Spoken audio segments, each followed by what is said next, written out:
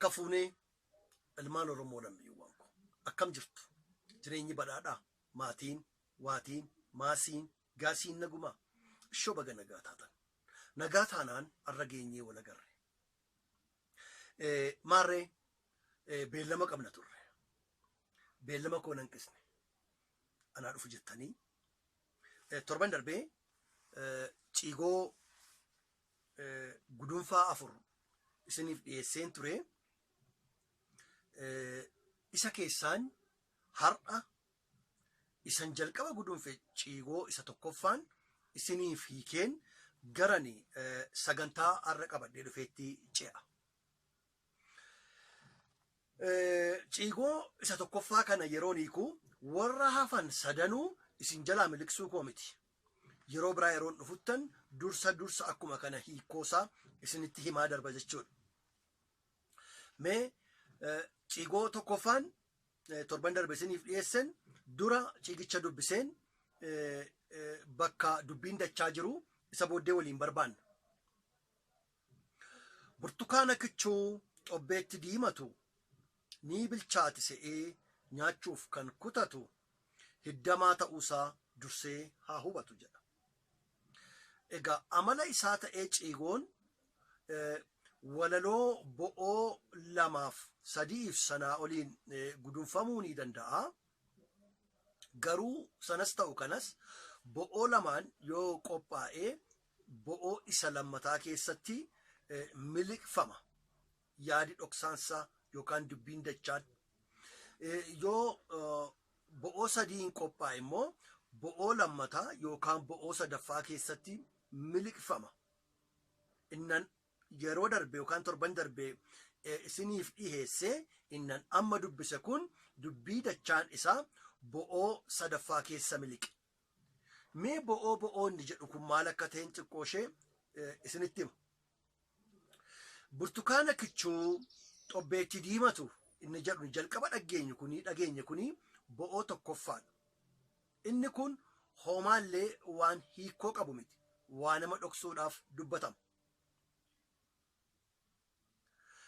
Ni bilchaate se'ee nyaachuuf kan kutatu inni kun keessa dhokachuus in danda'ama yookaan isa sadaffaa keessa jiru miliqsuudhaafis gargaaramuu dandeenya.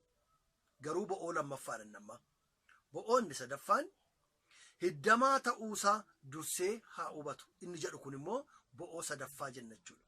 Amma gaa dubbiin dachaa ciigoo kanaa burtukaana kichuu xobbeetti diimatu ni bilchaate se'ee nyaachuuf namni kutu yookaan nyaachuudhaaf kan kutu hiddamaa ta'uusaa dursee haa hubatu jedha.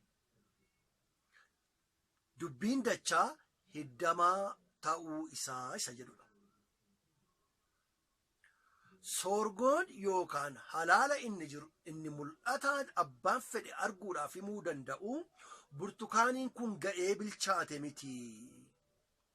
Hiddameera soonsatu isa hiddee rukutameera miidhamaadha jechuudha. Sokoo sammuu barbaanna hiddamaa isa jedhu kana haantessine yookaan pheepharree sokoo isaa yookaan dhoksaa dubbii isaa isa jabaa ta'e isa barbaanna. Nan jedha afaan koo keessa barbaadaa hiddamaa ta'uusaa hiddamaa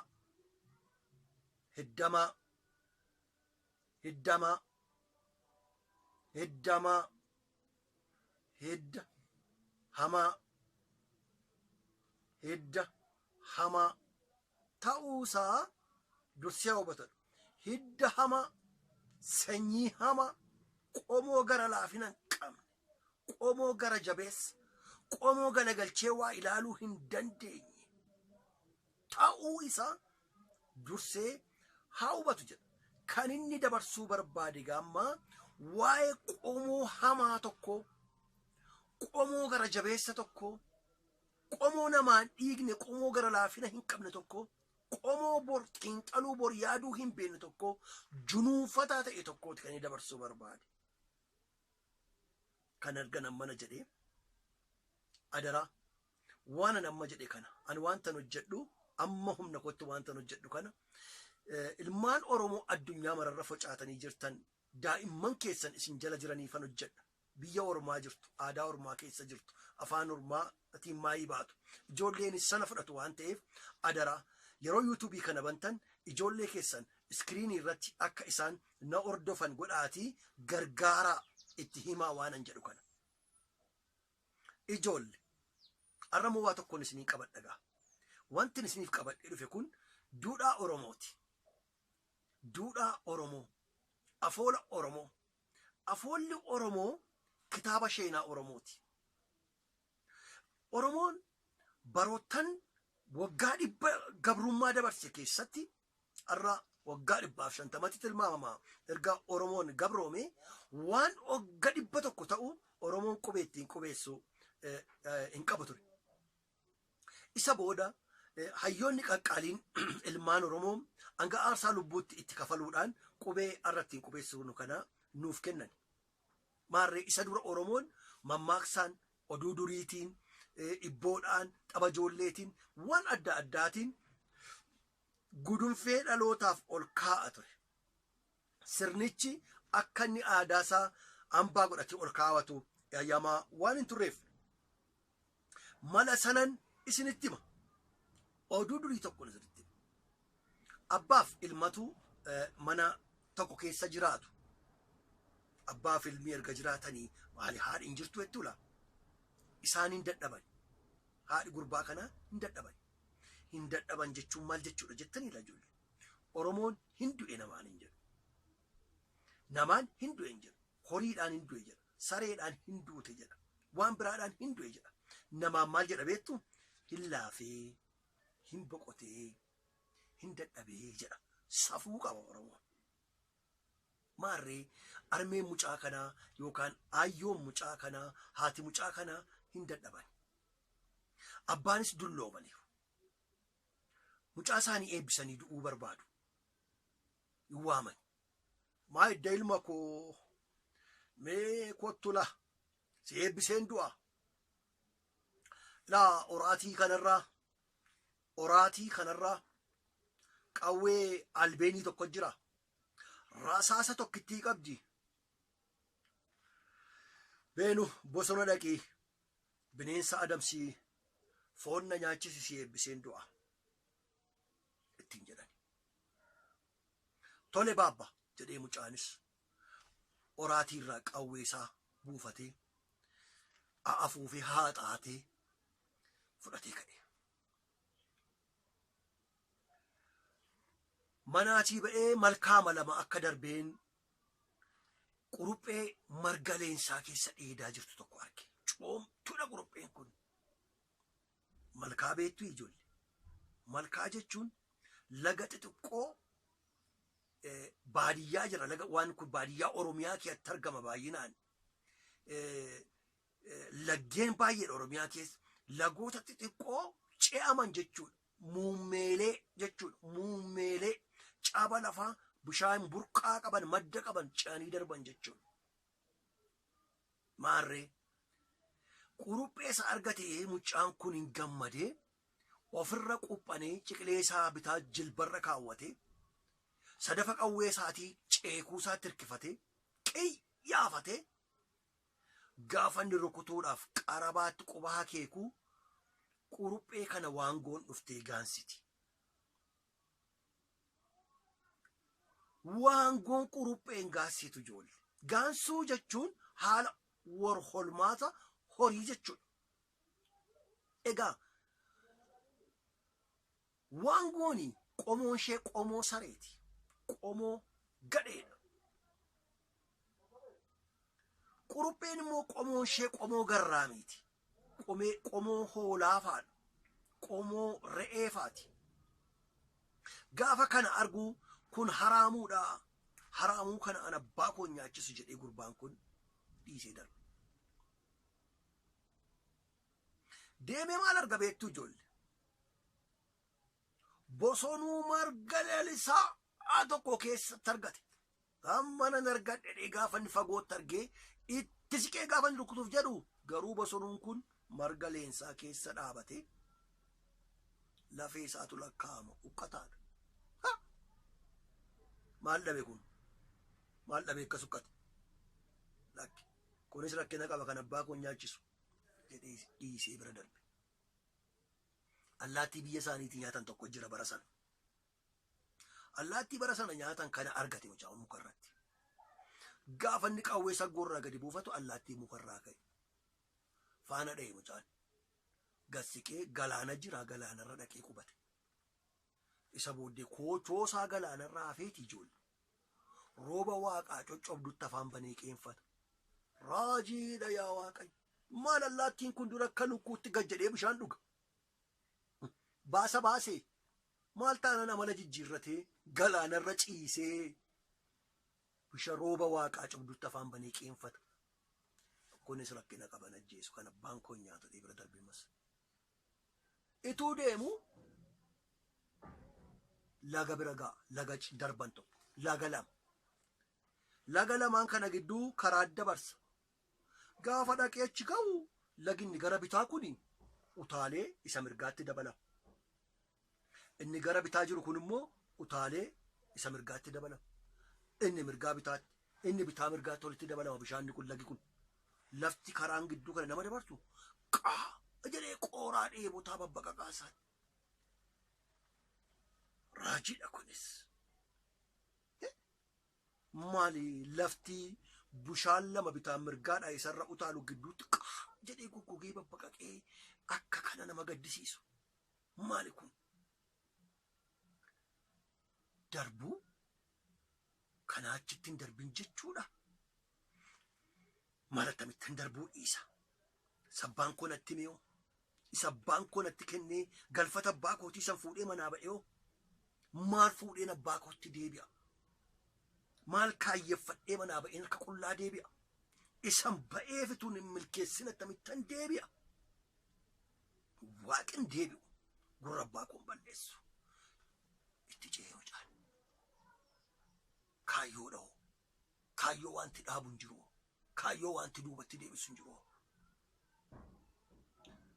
Darbee xiqqoo akka deemeen qorkee beektudha. Akaakuu bineensaati. Qorkee oomtuu ishee maal fakkaattu kana argatee jilbeenfatee qiyyaafatee gaafa godhu bobaa jala buuse. Ol utaaltee lafa dhoofte. Fudhatee galee gogaarraa baasee jeeji'ee waadee qoocaadhaan maraate soogiddaan miyaa'e kanaan sukkuumee mana urgaa fooniin macheessee abbaasaaf geesse. Milkooftee dhuftee eeyyee ilma milkii sanyii milkii attam milkiin sitti baddasla attam milkiin si diddisila wanna nyaachisi nyaadhee si eebbisan abbaasaa nyaachisi abbaan isaa nyaatee quufe egaa si eebbisuu koon duraa ilma ko akkamitti akka fidde natti kana fiduuf gatii baaste natti gatii kanatti kafalte natti abbaa koo manaa ba'ee muummee lama ce'een boson quruphee argadhee ture quruphee coomtuu garuu waan gootu gaanse kana si nyaachisu jedheen dhiisee darbe jedhan abbaan. Kan darbeen immoo bosonuu marga leensaa tokko keessatti argadheen ture fagootti argee gaafan bira ga'u margi leensaa ta'u malee bosonuu nama bosonuu marga dheedee beekuun fakkaatu lafee isaatu lakkaa'ama maal dhabee joore jedheen dhiisee darbee kana si nyaachisu jedhee jedhan abbaan ammas. Allaattii nyaatamu sana mukarratti argee gaafan ajjeesuudhaaf jedhu qawwee gabbuu fadhuun immoo barrisee laga of kaa'e duukaan naqe. Gaafa naqu galaanarra ciisee rooba waaqaa coccobdu qeenfataan kaadhaa siin ajjeesu amala jijjiirrate jedheen bira darbe. Gaafan deemu karaan geessee laga lama gidduu na baase. Laga lama gidduu gaafa karaa na baasu kana dhaqu laginni kara mirgaa jiru utaalee isa bitaatti dabalama. Inni kara bitaa jiru immoo utaalee isa gara mirgaatti dabalama. Lafti gidduutti qooraadha. Gidduu galaanaa gidduu bishaanii taa'ee qooraa kashiidha abbaa koo darbu moo dhiisuun jedhe. Waatu naan qabe natti cime. Sodaas rifaasuus naasuus wanta naan maken beeku deebi'uun barbaadeen dhaamsa kee yaadadhe baaku dubbii kee yaadadhe dubbii faan keessatti manaa na baafteef maal baadheen sitti deebi'a maal fudheen sitti deebi'a dheence jedhan jaarsi cee garuu qorkee kanan milkaa'e baabba laman qiyyaafanne tokkumaanan dha'e kunoo fidee dhufe ilma kaayyoo ilma milkii dhaggeeffadhu sittan himaa qurupheen ati marga leensaa keessatti agarte coomtuun waan gongaanse suni bara haraamuutu fuuldura kee jira bara garbii boorana bulchitu bara abbaan biyyaa hormaan qomoo isan fakkaanneen waan isan fakkaanneen irra sirbamu miidhamu bara kana si fuuldura jira akkamitti akka dabartu durseen sitti mi'amummaaf qopheessi bosonuun marga leensaa keessatti argite huqqataan suni sattaansee biyya targattu biyya badhaadhaadha biyyi kee biyya badhaadhaa biyya waan hundaan guutuuti garuu maal godharee bara ta'ee akkatti nyaattu wallaalta akkatti nyaattu wallaaltee joorta bara waan qaban akkatti nyaatan dhabantu dhufalma ko isas akkatti dabartu bari allaattiin galaanarra ciisee rooba waaqaa cobdu qeenfatu sun immoo ilma ko bara ofittummaa dhufa hundumtuu gara ofiitti sassaabbate sakaniyyeessaa saammatu dhufa bara ofittoo